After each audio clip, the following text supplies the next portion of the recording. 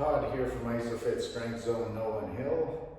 Today's video I'm going to be going over the difference between yielding isometrics and overcoming isometrics. So the majority of the population is familiar with yielding isometrics.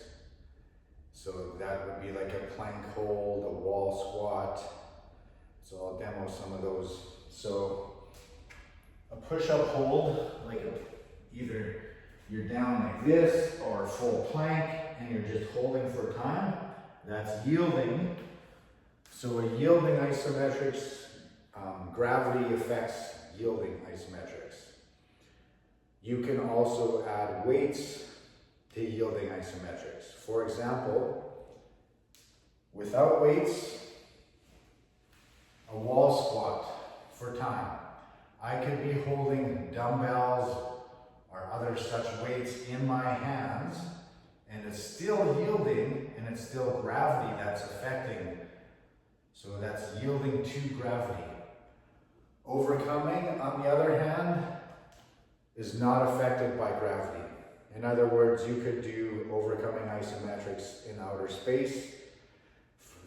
Imagine, for example, if you had a strap, and you had that strap around your wrist, and you're trying to pull apart. Doesn't matter whether there's gravity or not because the force is against that strap. Same thing with this bar here. This Isofit can be used for yielding and overcoming. So I'm going to show you an example of a yielding. Remember, gravity affects yielding. So I'm pulling myself up towards that bar. It's only gravity that's pulling me down. So I'm yielding to gravity. If I wanted to turn it into an overcoming isometric, I would try to pull my chest through the bar. But of course, it's still yielding as well. So it's a hybrid, a combination of yielding and overcoming. It's yielding because I still have to overcome, I still have to yield to gravity. And it's overcoming because I'm going to try to drive my chest through the bar. So that wall squat example, to turn that into a hybrid yielding and overcoming, I'm going to go down, get in position. Right now it's just yielding. But if I try to drive up into that bar, it becomes overcoming now. So if you want to get stronger, overcoming isometrics is the way to go. Because technically overcoming isometrics is pushing or pulling against an unbreakable stationary object. This has a rating, force rating up to 1,500 plus pounds before it starts to deform and break. So you can get resistance, force matching technology. Whatever you put into it matches you back. Anywhere from a fraction of a pound up to 1,500 plus pounds. Now, considering that our protocols are 45-second contractions, it's doubtful that you're going to produce that much force in that much time. So you'll never surpass the ability of this bar. So another example of a yielding and overcoming would be a bicep curl where you're just holding the weights in your hands.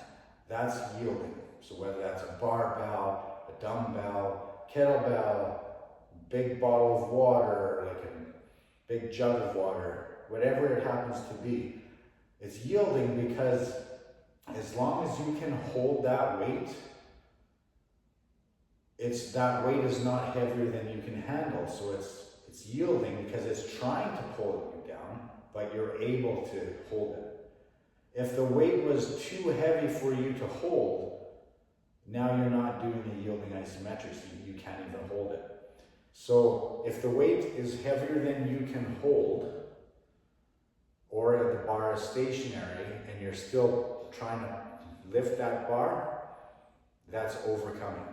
So an example of overcoming isometrics on the Isofit for like a barbell curl, I'm gonna try to pull my palms towards my shoulders and of course, it's not moving. So overcoming isometrics is like you're almost trying to do a concentric action. Concentric is when the muscle that you're targeting is shortening and you're going against gravity typically. So this way is against gravity, and my target muscle is the bicep. As I come up, it's shortening. Now the interesting thing about ISOFIT is you can have a different emphasis. You can emphasize overcoming, like the concentric, or emphasize the eccentric, or the yielding. So yielding isometrics is more like you're stopping the eccentric action from happening. It's trying to pull you down. So in that same example of the bicep curl, if I want to emphasize the yielding aspect, yielding isometrics, I'm going to push rather than trying to pull my hands to my palm, or my palms to my shoulders, I'm going to drive my feet down, which is trying to pull my arms down. So that becomes more like a yielding, even though it's also overcoming. But the emphasis changes what your muscle, how hard your muscles are contracting and what they're trying to do. So again, the overcoming emphasis, I'm going to try to pull my palms to my shoulders. Whereas if I'm trying to emphasize the yielding or the eccentric, I'm pushing my feet down and just trying to pull my arms down. So on this bar, think about all the exercises that a gymnast does. A lot of people aren't fully aware of how many people are doing isometrics, even on a daily basis. So forget about athletes. When you carry your groceries beside you, your arms are isometrically by your sides. So you're not walking like this with your groceries in your hand. Your hands are isometrically contracted. Your arms are isometrically contracted, and you're carrying your groceries. If you carry a baby, your arms are in isometric position, unless you're swinging back and forth or going up and down. But if you're just holding, that is isometrics. So a lot of people that aren't familiar with isometrics have a hard time comprehending what isometrics is and how it can possibly work. So if you explain that you're contracting muscles without joint movement, I've had a lot of people almost skeptically say, what do you mean, how's that working out if you're not moving your joints? I want you to think about how strong gymnasts are. When you watch them perform, how many times are they in an isometric position? For example, and it's not going to be exactly in this position, but when they are hovering with their legs up, so they would be doing it typically from the rings or parallel bars, and they're holding their legs up for time. That's isometrics. Nobody would dispute how strong and how functional a gymnast is. And yet a good portion of what they do is isometrics. Martial artists have been doing isometrics for thousands of years. They would do a horse stance and they would hold it for time. Now they got obviously really strong from that, really functionally fit for their martial arts.